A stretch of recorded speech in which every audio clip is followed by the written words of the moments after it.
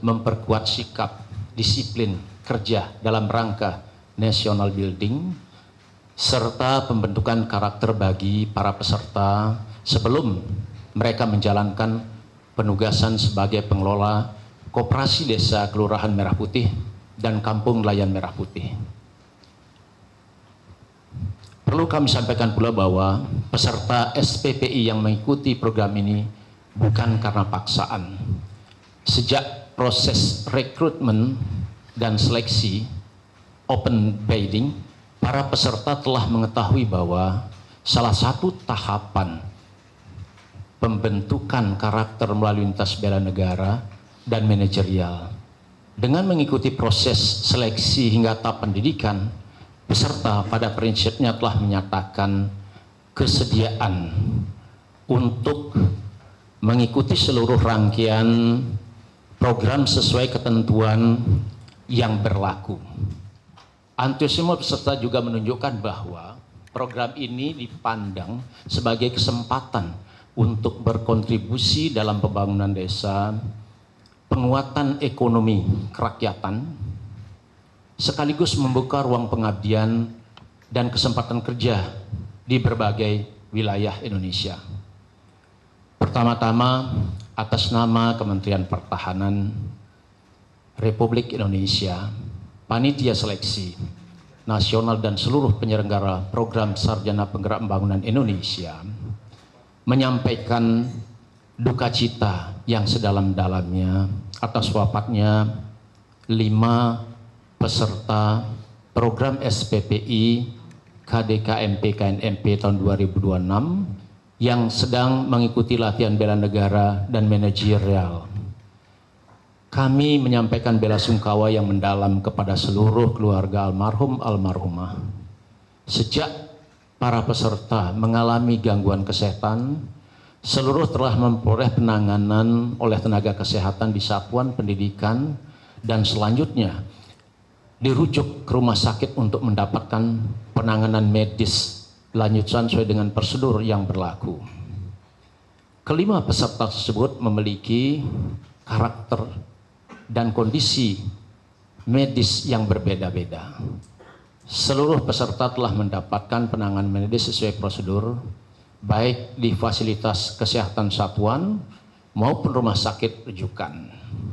Dan seluruh peserta sebelumnya telah melalui pemeriksaan kesehatan seperti laboratorium darah, urin, tes kehamilan, ronsen toraks, EKG, USG abdomen, pemeriksaan mata, gigi, postur, dan kesehatan jiwa. Pada kesempatan ini kami akan menyampaikan kronologi singkat masing-masing kejadian berdasarkan laporan resmi dari satuan pendidikan dan rumah sakit. Yang pertama, almarhum Yonanda Muhammad Taufik dari Satdik Puslatpur Kodiklat Baturaja pada Rabu 17 Juni 2026 sekitar pukul 16.00 waktu Indonesia Barat. Almarhum mengikuti kegiatan pengenalan lingkungan di daerah latihan Puslatpur Baturaja dengan berjalan kaki bersama peserta lainnya. Sekitar pukul 17.17 waktu Indonesia Barat, pelatih menemukan almarhum mengalami penurunan kesadaran. Tim kesehatan satuan segera dipanggil. Pada pukul 17.22 almarhum dibawa menggunakan ambulans menuju pos kesehatan satuan pendidikan. Setelah dilakukan pemeriksaan, dokter memutuskan almarhum segera dirujuk ke Rumah Sakit Dr. Nusmir Baturaja. Pukul 18.05 WIB, almarhum tiba di rumah sakit dan langsung mendapatkan penanganan medis. Meskipun telah dilakukan tindakan medis secara intensif pada pukul 18.30 waktu Indonesia Barat, dokter menyatakan almarhum meninggal dunia dengan diagnosis cardiac arrest atau henti jantung. Yang kedua, almarhum Hanisha Musyararoh, Satdik Kejuruan Rindam 6 Mula Warman, Balikpapan, Pada Kamis 18 Juni 2026, peserta mengikuti kegiatan pembelajaran sebagaimana jadwal pendidikan. Sekitar pukul 13.35 WITA, sebelum kegiatan dimulai, almarhum mengeluhkan sesak napas, disertai mual hingga segera dievakuasi ke pos kesehatan Dodikjur.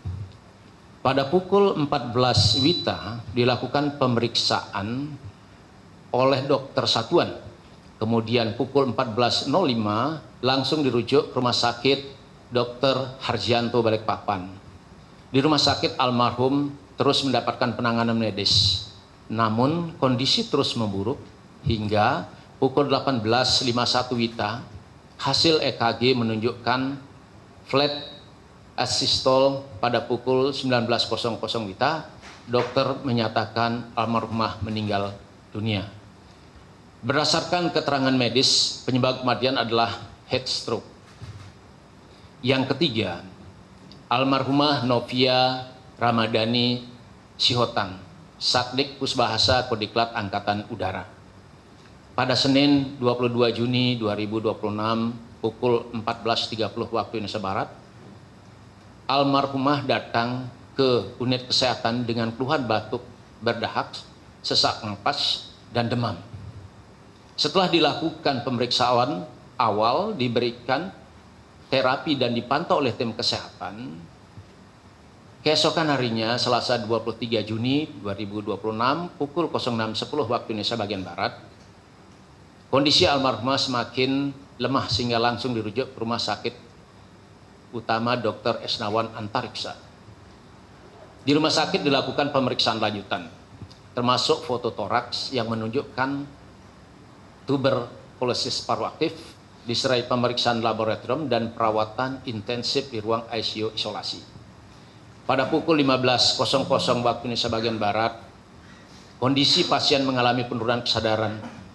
Tim medis segera melakukan resusitasi jantung, paru, namun pada pukul 15.13 waktu Indonesia bagian Barat, dokter menyatakan almarhumah meninggal dunia. Berdasarkan hasil pemeriksaan medis, almarhumah meninggal dunia akibat tuberkulosis. Yang keempat, almarhum Muhammad Rifki Renaldi Gunawan dari Satuan Pendidikan Yon Paraku 465 Halim Perdana Kusuma. Pada Kamis 25 Juni 2026 pukul 14.30 waktu Indonesia Barat, almarhum datang ke ruang kesehatan Satdik dengan keluhan sesak napas dan lemas. Saat dilakukan pemeriksaan, kondisi umum masih stabil, sehingga diberikan terapi oksigen, diistirahatkan, dan setelah kondisi membaik kembali mengikuti kegiatan. Namun pada pukul 18.00 waktu Indonesia Barat, keluhan sesak napas kembali muncul. Almarhum segera dibawa ke ruang kesehatan dan pada pukul 18.25 WIB dirujuk ke IGD Rumah Sakit Angkatan Udara Dr. Esnawan Antariksa. Di rumah sakit dilakukan pemeriksaan menyeluruh, meliputi pemeriksaan laboratorium, EKG, foto toraks, pemasangan alat bantu napas, hingga perawatan di ICU. Meskipun telah dilakukan tindakan medis, kondisi pasien terus memburuk. Pada Jumat 26 Juni 2026 pukul 00.28 waktu Indonesia Barat, dokter menyatakan almarhum meninggal dunia. Berdasarkan resume medis dan laporan khusus, penyebab kematian berkaitan dengan pneumonia atau infeksi paru-paru yang disertai komplikasi medis. Dalam riwayat kesehatan juga terdapat informasi mengenai hipertensi dan obesitas yang menjadi bagian dari evaluasi medis. Yang kelima, almarhum Nola Diasari dari Satuan Pendidikan Dodik Bela Negara Kalimantan. Pada Jumat 26 Juni 2026, almarhumah mengikuti kegiatan pembelajaran CNI dan teknik perkebunan di dalam kelas tanpa keluhan kesehatan. sekitar pukul 18.45 waktu Indonesia Barat, almarhumah mengeluhkan sesak napas disertai badan terasa panas. Tim kesehatan Satlik segera memberikan penanganan awal dan merujuk yang bersangkutan ke IGD Rumah Sakit Singkawang. Pada pukul 19.20, almarhumah tiba di IGD dan langsung mendapatkan pemeriksaan serta penanganan medis. Setelah dilakukan stabilisasi, pasien dirujuk ke Rumah Sakit Abdul Aziz Singkawang untuk memperoleh penanganan yang lebih komprehensif. Sekitar pukul 20.20 waktu Indonesia Barat, almarhumah tiba di RSUD Abdul Aziz Singkawang dan segera mendapatkan penanganan lanjutan oleh tim medis. Dalam proses penanganan terjadi henti jantung, sehingga dilakukan resusitasi jantung dan tindakan kardioversi. Meskipun berbagai upaya medis telah dilakukan, kondisi pasien tidak dapat dipulihkan dan pada pukul 21.03 waktu Indonesia Barat, almarhumah dinyatakan meninggal dunia. Sebelum mengikuti pendidikan, yang bersangkutan telah melalui tahapan seleksi kesehatan. Seluruhnya dinyatakan memenuhi syarat sesuai ketentuan yang berlaku.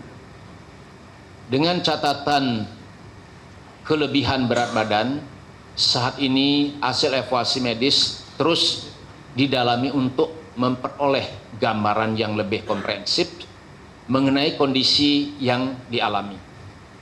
Atas arahan Menteri Pertahanan, penguatan aspek kesehatan peserta menjadi perhatian utama. Pemeriksaan berkala bagi peserta yang dimiliki faktor risiko, penyesuaian intensitas kegiatan sesuai dengan kondisi peserta, serta penguatan pengawasan medis di satuan pendidikan. Selain itu, Kementerian Pertahanan juga berkoordinasi dengan Kementerian Kesehatan untuk memperoleh asistensi medis khususnya dalam upaya pencegahan, deteksi dini, dan penanganan penyakit paru serta penyakit menular di lingkungan pendidikan. Perlu kami tegaskan bahwa kegiatan ini bukan bertujuan membentuk peserta menjadi prajurit atau anggota militer.